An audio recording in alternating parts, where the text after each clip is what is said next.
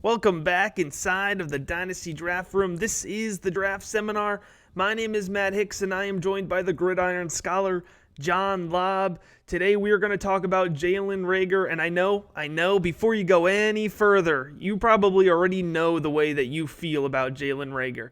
You might love him, you might feel the other side of him, but what we're going to do here, we're going to talk about Jalen Reagor. We're going to highlight the best parts of Jalen Reagor, and we're going to give you an honest insight about some of the potential challenges that he has translating to the next level. So whether you already love him, whether you're already, have a bad taste in your mind about him, or if you're completely neutral, this is the first time you're hearing about him, I don't know where you've been, but you're going to get a little bit of everything here with Jalen Reagor. All right, we're going to give you the holistic picture. So, John, with that being said, why don't you go ahead and intro us to this lesson?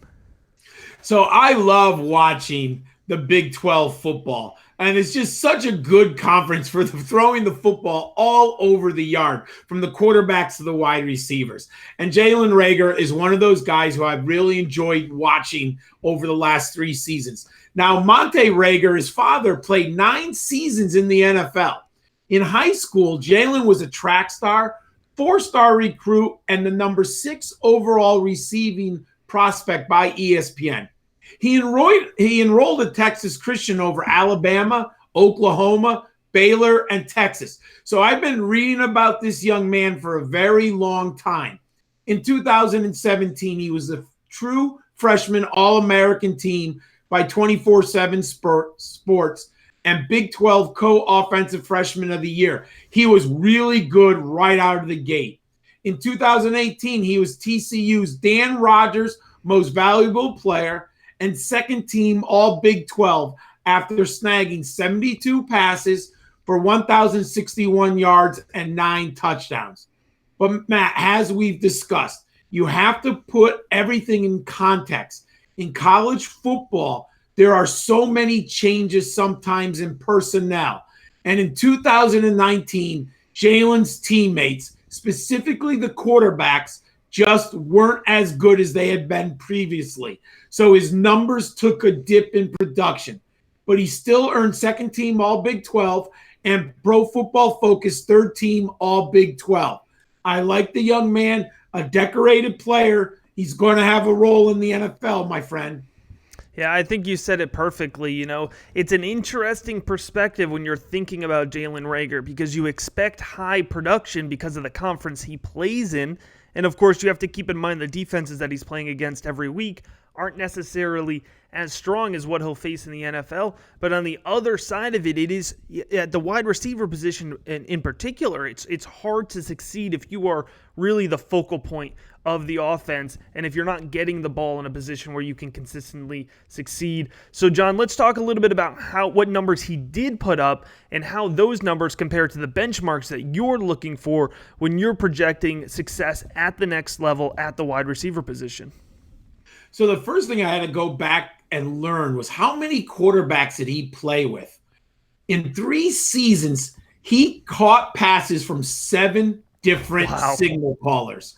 So you have a young man. There was a lot of turnover at the quarterback position for the Horned Frogs. So when you put that on the resume and then you say he had 148 career receptions, I'm looking for a benchmark of 150. So 148 is within the margin of error. I'm very fine with that. Now, I like a benchmark of 15 yards per reception. He has 15.2. So considering he played for 7 different passers, that's pretty good. I feel really good about that. Now, 2019 season, if you just look at the raw numbers, Matt, he only caught 47% of his passes, but that is attributed to the poor quarterback play. His team aerial dominator was very good at 25%. So I'm pretty solid with the stats that I'm looking for when I analyze this young man.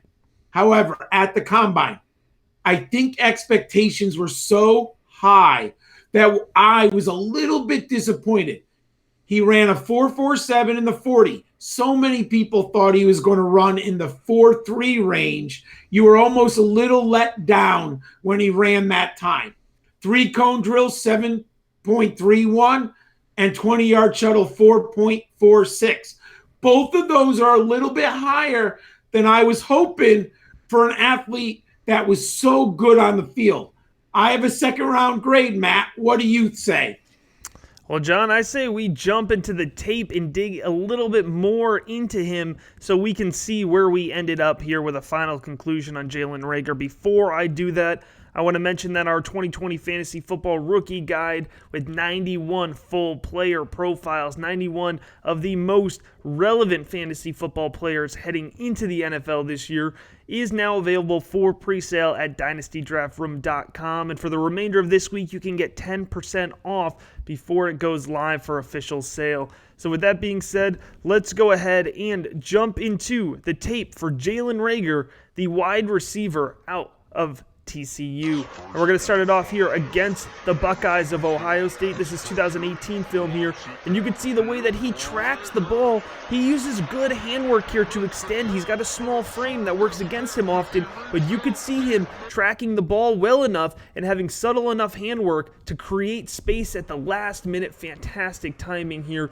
And against Oklahoma State, we see a little bit of his athleticism, his agility, his ability to break off of the line of scrimmage with a good release off of press, but then also lay out for a ball.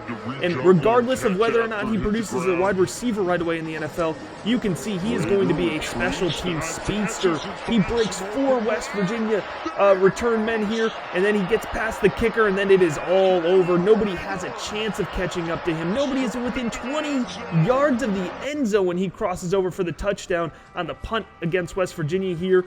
And he is going to live on the seam routes, in the underneath routes. He does need to develop his route tree a little bit more at the next level, refine in the technical parts of his route running. But let me tell you, if he's working underneath on a drag or a slant, or if he's working that seam right now, right away, he can be effective, and he could have that game-changing impact. So that is Jalen Reagor. That's the good. That's the bad. There's a little bit of everything, but I think, John, we both agree that there is plenty of upside and plenty of ceiling with this player. Oh, absolutely, Matt. The ceiling, I see it. It's there. But there is also a floor there, so that's why I have a second round grade on him. Now, he's 5'11" and 206 pounds. On film, he's clearly a quick twitch athlete who gets immediate separation. He's creative and dynamic playmaker who can hit a home run any moment. And that clip you just showed on the punt return, he can do it at any time on the field.